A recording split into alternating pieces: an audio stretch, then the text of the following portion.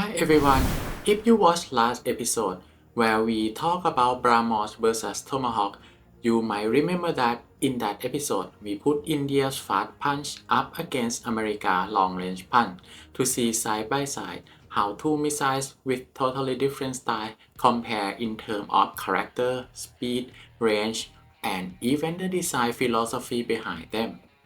Today, I want to bring everyone back to Tomahawks one more time, but this time we are not comparing it with a fast punch. We are going to put Tomahawk up against India's own long-range punch, instead a cruise missile called Nirbhay. The name comes from a Sanskrit word Nirbhaya, which can mean free from danger, safe, or in a more warrior mindset, fearless, brave. So this time we are going to set up a straight long range versus long range matchup and see between a missile like Tomahawk that has seen real combat over many decades and a missile that India is trying to shape it into own Tomahawk style weapon. What does the picture actually look like when you put them side by side? Because on another part of the planet, there is a country that no longer wants to be just a weapon customer. That country is India, a nation that had been trying to build almost a full family of missiles of its own. Anti-tanks, anti-ships, anti-air, and the way up to long-range ballistic missile that can reach across continents. And one of the systems that keeps getting compared to Tomahawks is Nirbhay, a long-range cruise missile designed to fly low under the radar, developed directly by India DRDO. Before we dive into the numbers, let's clear up one basic picture. These long-range cruise missiles don't behave like ballistic missiles that shoot up into the sky on a high arc and then drop back down at very high speed. They behave more like a small jet aircraft. They are folded up inside a launch tube, and once they are fired, the wings pop out and the missile cruises forward, slowly snaking its way along the terrain at low altitude. The whole point is to stay as low and as quiet on radar as possible, so you can launch from a safe distance on your side and still hit the target deep inside enemy territory with good accuracy, often before the person on the receiving end even realizes what is coming. If we start with Tomahawk, we are talking about a missile born in the Cold War era. It entered service in the early 1980s and had its first big debut performance in the Gulf War in 1991. After that, it basically became a standard tool in the US Navy kit. Whenever the US want to open a campaign by hitting high-value targets deep inside an opponent territory, you almost always see Tomahawks leaping out from destroyers or submarines in the very first wave. It's been through so many real-world combat operations that a lot of countries now treat Tomahawks as the measuring stick. If you want a good long-range cruise missile, you try to get as close as you can to Tomahawk standard. The missile itself is a subsonic cruise missile designed to fly fairly low over land or sea. It doesn't break the sound barrier, but in exchange it's hard to detect and track. It's used a mix of inertial navigation, satellite guidance, terrain following, and image matching system to find and hit its target. That combination is what turned it into the long-range punch that the US keep using to kick off deep strike against critical targets inside enemy territory over and over again across multiple eras. On the Indian side, if you have been following India missile story, you will remember I mentioned before that they didn't start with fancy high-tech factories. In the early days, they were initially moving rocket parts by bicycle and car. It took decades before their missile ecosystem really began to mature. Nirbhay is direct product of that same mindset. India doesn't want to depend on other people for long-range cruise missiles. It wants its own Indian version of Tomahawks with full control over the engine, the software, and the entire production line. Nirbhay is designed as long-range subsonic cruise missile as well. The flight profile is very similar. You fire it from a distance, it flies low and sneaks its way toward land targets. India started by putting it on road mobile launchers, and the idea is to eventually adapt it for vertical launcher on surface ships and submarines in the Indian fleet. It can carry a variety of warheads from conventional high explosive to nuclear, and it also uses a combination of different guidance methods. The difference is that India is still in the phase of ironing out the bugs and tuning the system until it becomes as stable and mature as its senior counterpart. On paper, the specs sound close, but the development story for Nirbhay has definitely not been smooth. India started the project in the early 2000s, invested an initial R&D budget, and began real flight tests around 2013.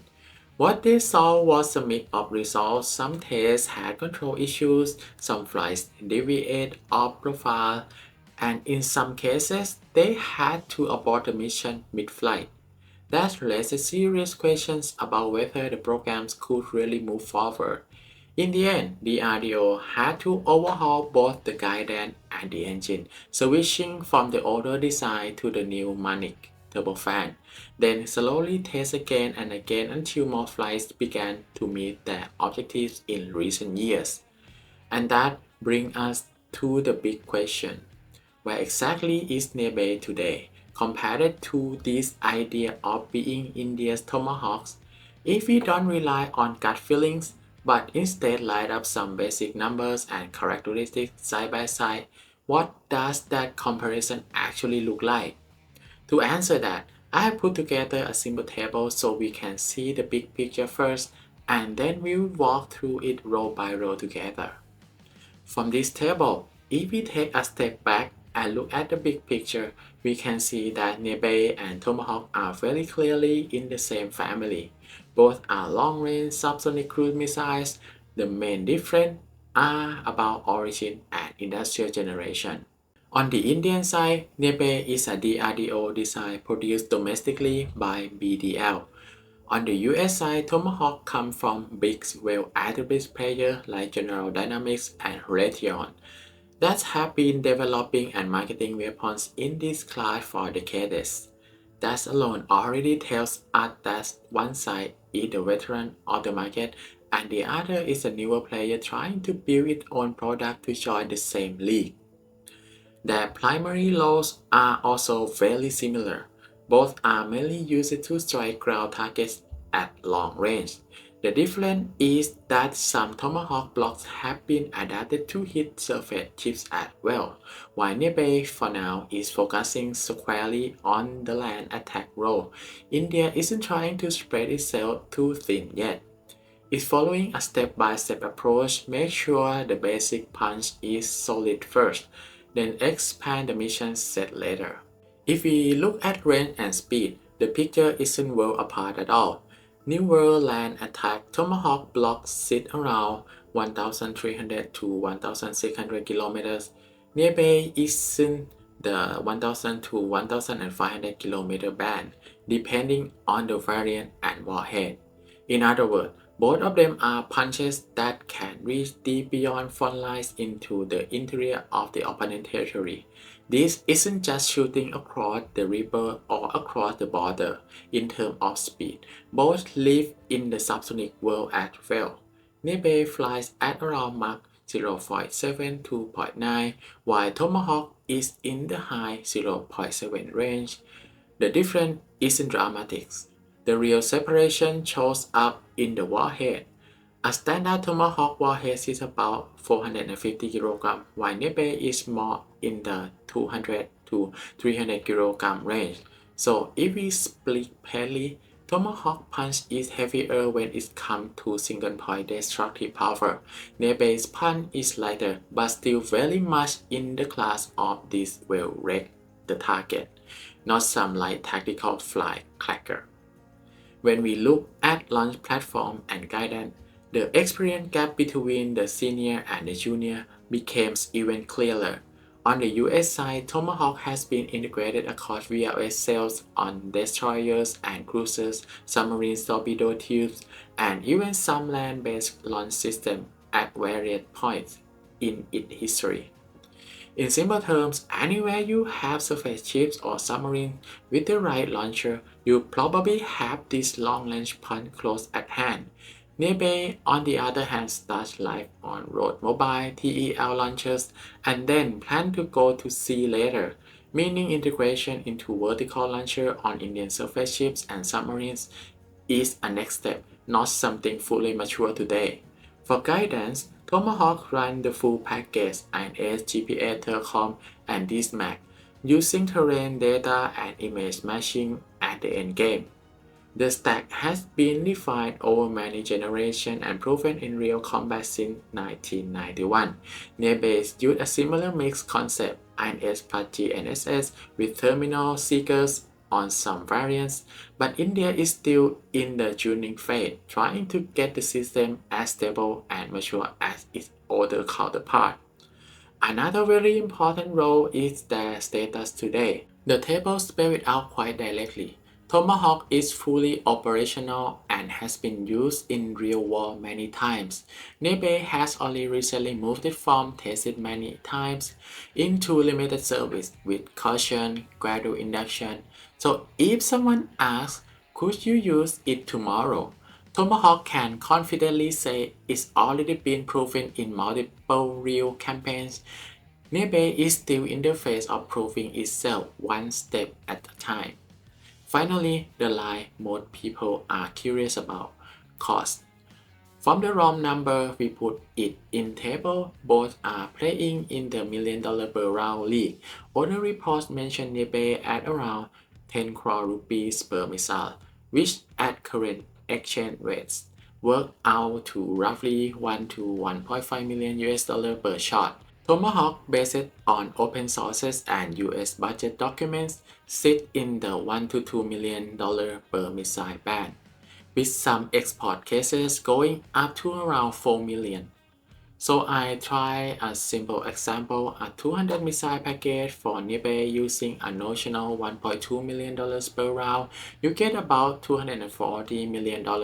For Tomahawks using a midpoint of 1.5 million per round, you are looking at around $300 million.